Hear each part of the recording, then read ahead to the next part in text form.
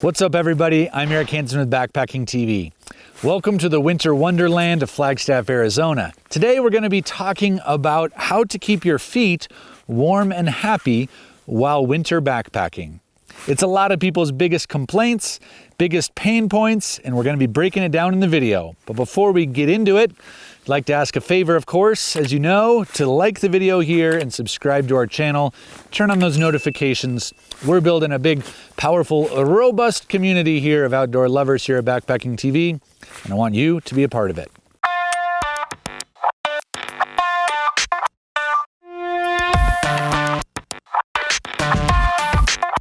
The biggest thing that can be a pain point for people when they're in the winter backcountry, whether they're hiking, camping, or whatever they're doing, maybe even just skiing, is when you get cold toes or cold feet, it can wreck your whole experience. Everything else can be going great, but if your feet feel like they are frozen, you will not be having any fun. So let's talk about how to solve that to make sure that that never happens to you. Now, the first thing that I think is really important is all about keeping your feet dry. First of all, of course, as you can imagine, if you get your boots or your socks or whatever inside your boots wet, it's going to be really a big challenge to stay happy as well, to stay dry and warm. What I've got here, this is part of my setup.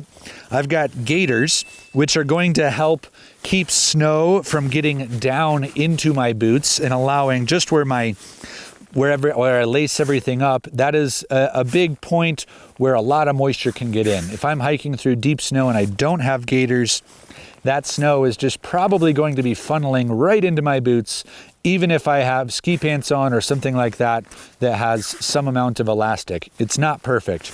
Gaiters are going to go a long ways to helping make sure that moisture, snow, water, whatever, even if it's mud or something like that, doesn't get into your boots. Also, this does provide some insulating value as well, so simply wearing these, even if you're not worried about moisture getting all the way in, it's going to keep your lower legs, your calves, your ankles warm, which means you're more likely to have the rest of that blood moving through your feet all the way to your toes, keeping your feet all the way warm throughout your whole foot. So I totally recommend a good set of gaiters. Really awesome for winter backpacking. Now, of course, the boot itself needs to have some insulating value and some waterproof protection as well. So I am wearing, actually, this is a winter hiking boot that has insulation on its own. So it's already got some additional insulation as opposed to, say, just your regular 3-season hiking boot. That's probably something that you already have. Having an insulated boot will be really nice and goes a long way in my mind in keeping your feet warm. I love these boots. They're super awesome and they totally keep me warm. But let's say you don't have winter specific boots. What else can you do? Well, you can still use a good Gore-Tex pair of boots or something that you may have already been using. And what I would do if it's going to come into this, if you're going to be winter backpacking, I would probably throw on an additional layer of waterproof protection. Now that might look like something like applying some Nikwax or some sort of waterproofing agent onto the fabric or whatever, even if it's already Gore-Tex. These things do lose their ability to be waterproof over time. If your boots are brand spanking new, they're probably fine, but if you've owned them for a couple of seasons and you've beat the crap out of them like I tend to do, they will start to lose their waterproof ability and water will start to work its way in, especially if you're in an environment like today where I have some marginal conditions. Obviously there's a lot of snow on the ground, but the snow is actually pretty wet. So moisture will eventually work its way in and we don't want that. So applying a Nikwax or wearing a Gore-Tex boot type of thing will really help keep that water out. Pairing it with a gaiter, of course, is really going to go the extra mile. Socks and what's going on inside the boot now play another big role. There's two different things that matter when I'm wearing socks. If I'm going to be super active, I don't want to wear the most beefy wool socks I have because that will actually produce a lot more sweat because my feet will be so warm that the sweat will actually become my new enemy inside my boot. So if I'm really being very active, I'll actually wear like a mid-weight wool sock or a synthetic sock inside my boots, and then I will save my super warm woolies for around camp, maybe when it's come time to sleeping or when my activity level decreases. Then I'll put on my really, really warm socks. Now, sock management is another part of the equation here. So if I'm backpacking on, let's say, a multi-day trip in the winter, or just doing a lot of activity, what I'm probably going to do is wear, let's say, my mid-weight socks, and then I might actually stuff my other socks, especially if they got wet at any point in time, into my jacket somewhere where my body heat will actually help generate warmth and dry out those socks so that the next time I have to wear them, they're actually dry again for me.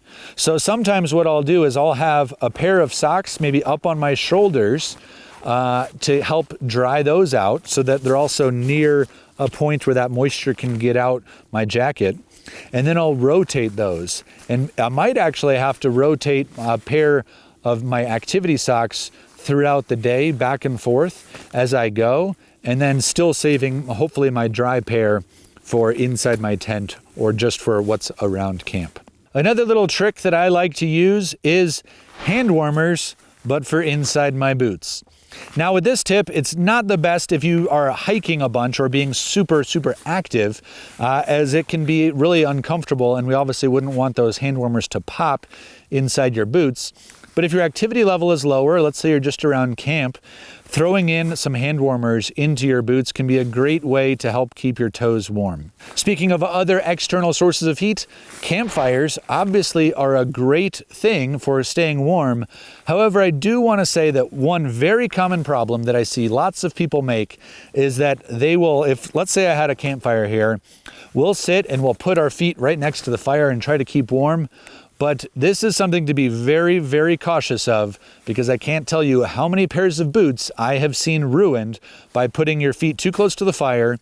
Your feet have so much insulation in these big, thick boots that you really don't tell how much warmth is being put onto your boots. Your feet might still feel cold, but you're actually melting all of that rubber in your boots and wrecking your boots and putting yourself in trouble, because now all of a sudden your boots are falling apart on you. So be really careful if you are using a fire. Don't put your feet too close to the fire, as it will likely wreck your boots actually pretty fast. So avoid that mistake, please. Okay, that is part one of this video. The next part is actually going to be inside my tent when it comes to sleeping well and having your feet stay warm overnight. So let's pop in the tent. Welcome to the inside of my winter camping tent. This is where obviously you're going to spend a lot of time, as it's so cold outside, but it becomes a nice, beautiful refuge in your tent. So what do you do to stay warm, have your feet stay warm overnight in the tent? Let's look at that. And right here, I have one of my favorite tips, my favorite treats of all time for winter camping. What could it be?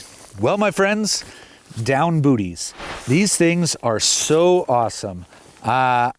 They make a huge difference when it comes to camp comfort. I love being able to crawl inside my tent, throw these on, have a really awesome, it's basically like a big down jacket just for my feet. It truly makes a huge difference in being a lot more comfortable. The other reason why I like these is these are great for in your sleeping bag, taking up extra space in your toe box of your sleeping bag. It really goes a long way for whether I'm just out of my sleeping bag in my tent or I need to go to the bathroom. I can just keep wearing these. They have their own little sole here on the bottom, so I can actually use these outside of the tent as well. And then one of the big things for sleeping is having a toe box that's really big and has a lot of air that needs to be warmed up by your feet.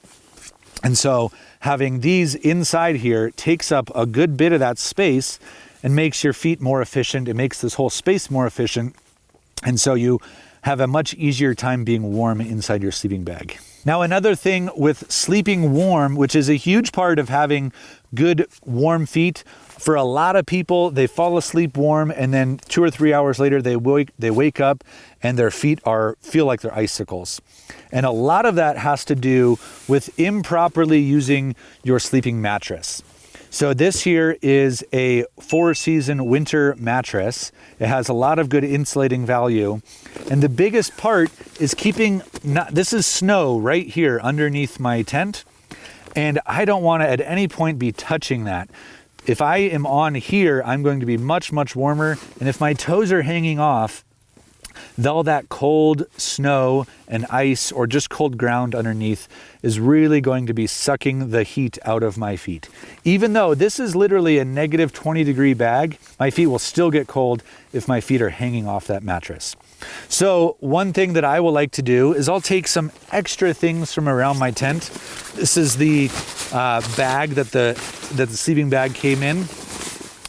I'll maybe throw this down. Maybe I'll throw my rain cover of my backpack or something else, or maybe even my full-on backpack down here to just extend my space that I have. So this is a 6-foot sleeping mattress.